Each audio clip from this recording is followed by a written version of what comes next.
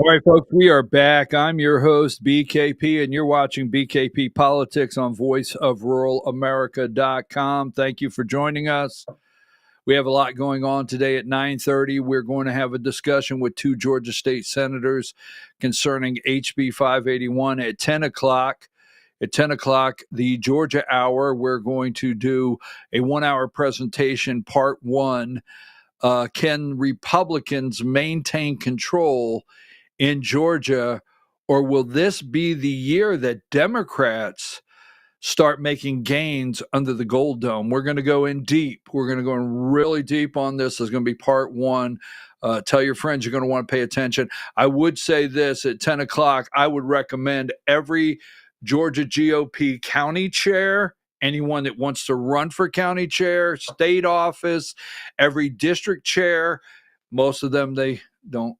I'm going to show you today why, in many ways, they push back on me. Because, I'm the one that comes in and says, turn the music off at the party. Well, that would be me. Anyhow, so I'm your host, BKP. In just a week, not even a week, give me number 49. Not even a week. I mean, it's only Friday.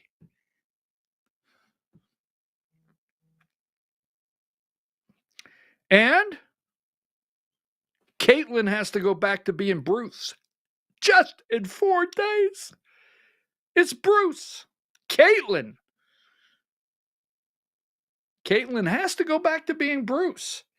Caitlyn has to go back to be the javelin guy on the Wheaties box in just 4 days. That's what Trump did.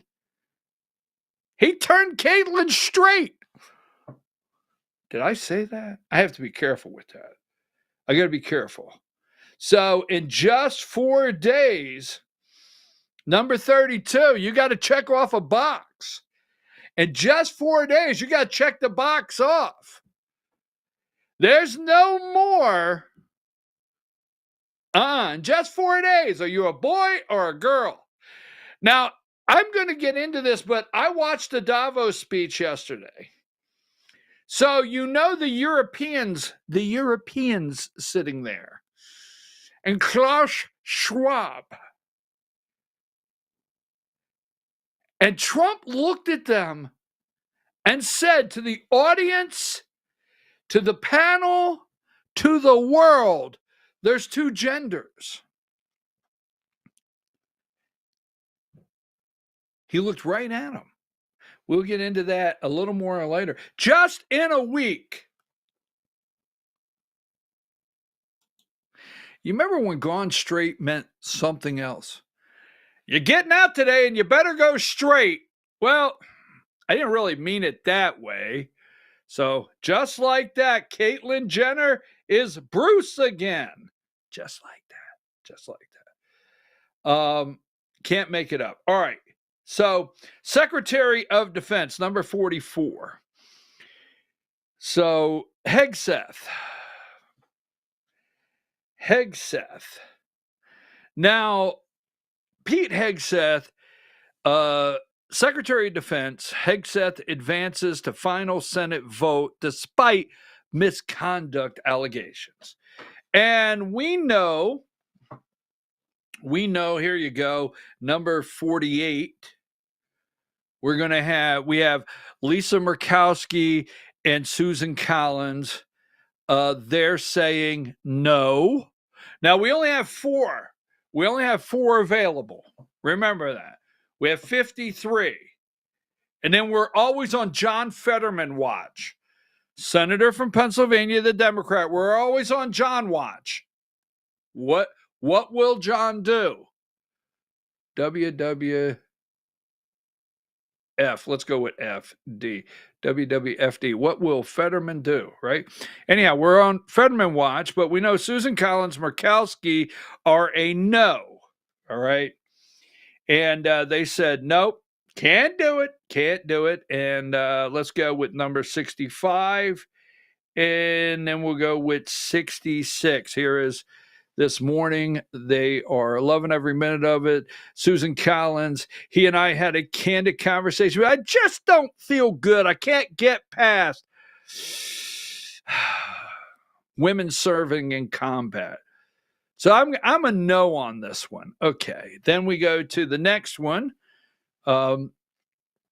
Lisa Murkowski, there she is, the leader of the. She's mad at because in Alaska, Mount Denali, Trump. She's mad at a multiple list of things. Right? She's just a bad person in general. Lisa Murkowski from Alaska, but she's upset because he came out this week and returned the name of Mount Denali in Alaska to Mount McKinnely. Okay, that really has her frosted all up.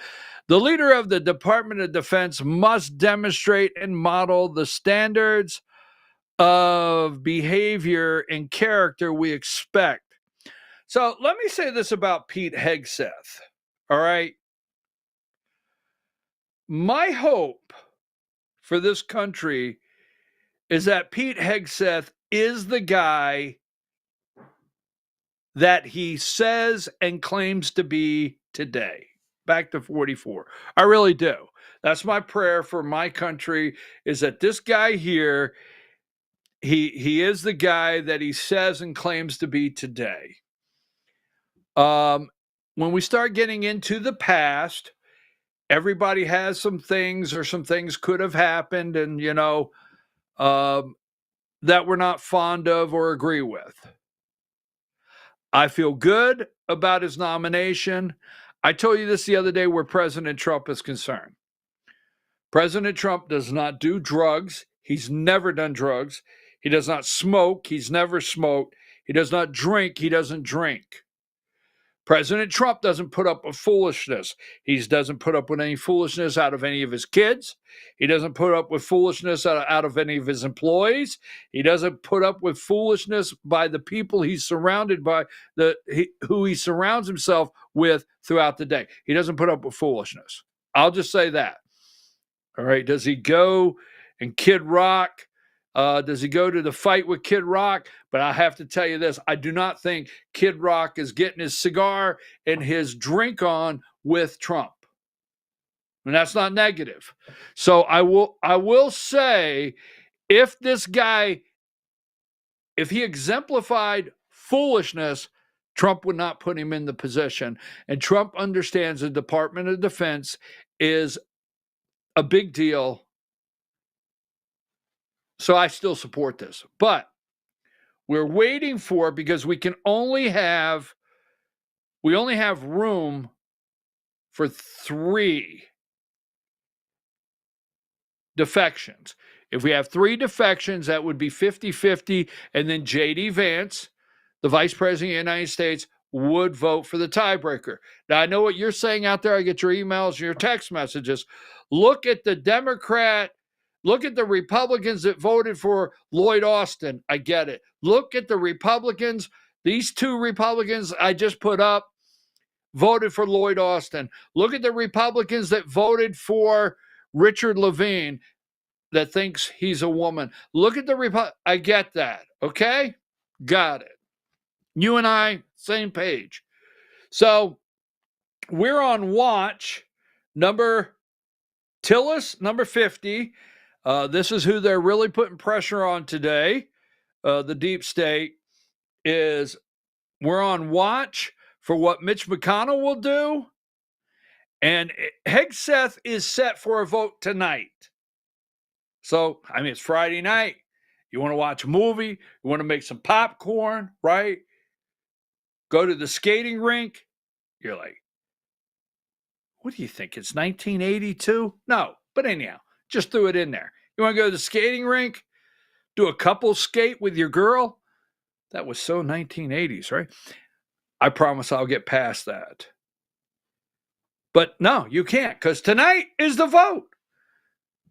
I wanted to watch a movie and get some popcorn. Nope, have to watch this.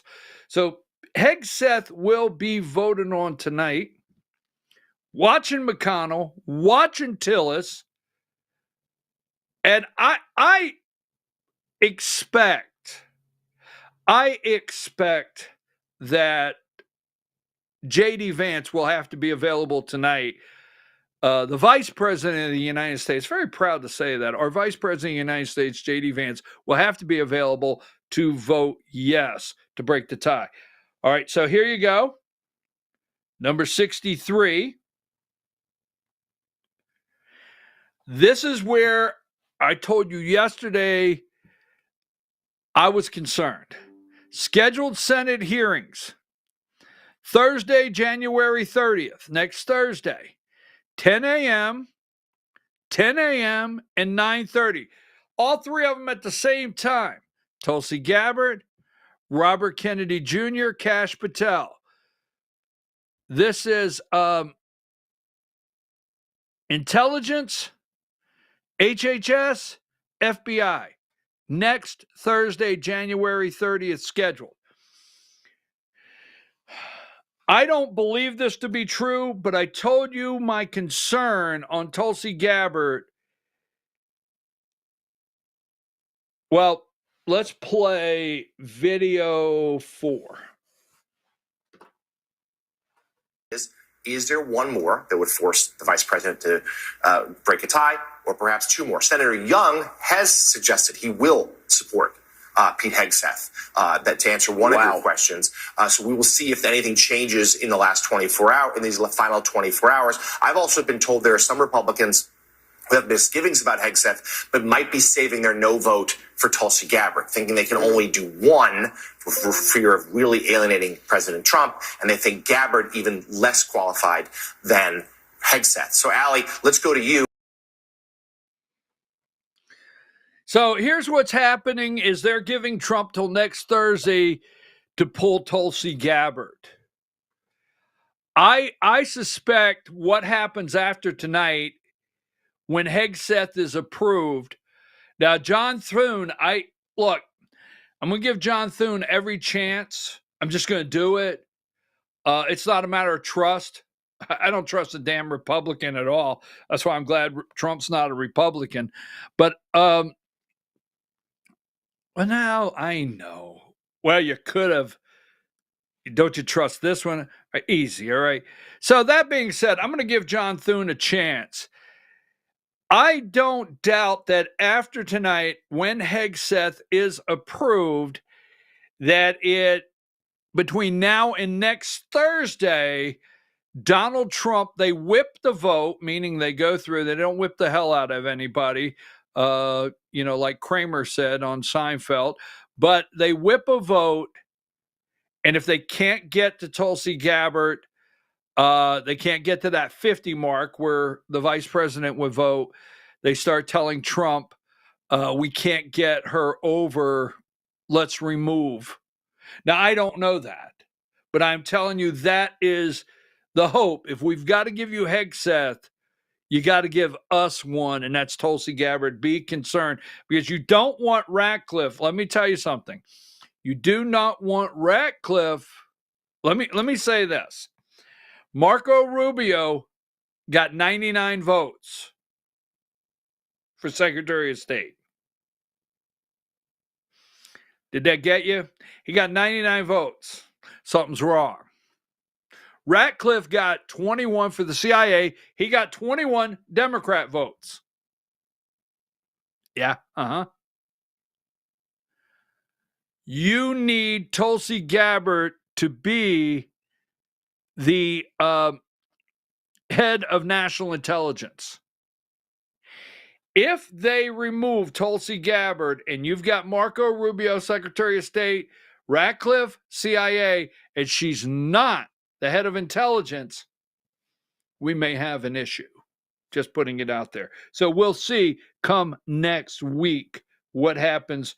I just want to play the opening on Pete Hegseth so you can hear the narrative. Well, I hope they lose their license soon, and I don't know what I'll do if MSNBC goes off the air, but here's video 2.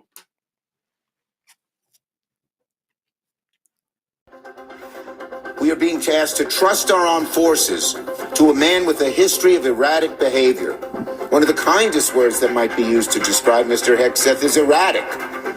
And that's a quality you don't want as head of DOD. His experience in the line of fire and his service member advocacy make at least one thing clear. Pete Hegseth will put the men and women of our military first. He advocated for pardons for war criminals and questioned the rules of engagement that are designed to protect civilians from harm. And he exhibited a stunning lack of basic knowledge on the threats our country faces.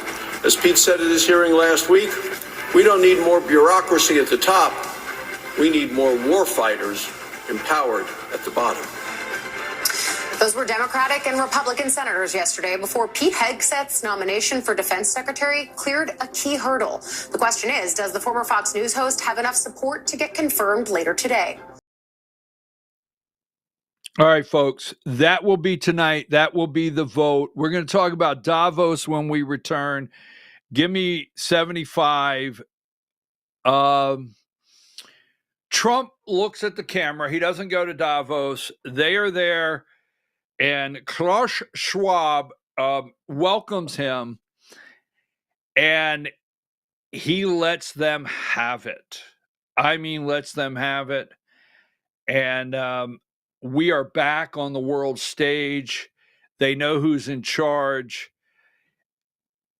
And all they could say, basically, was, yes, sir.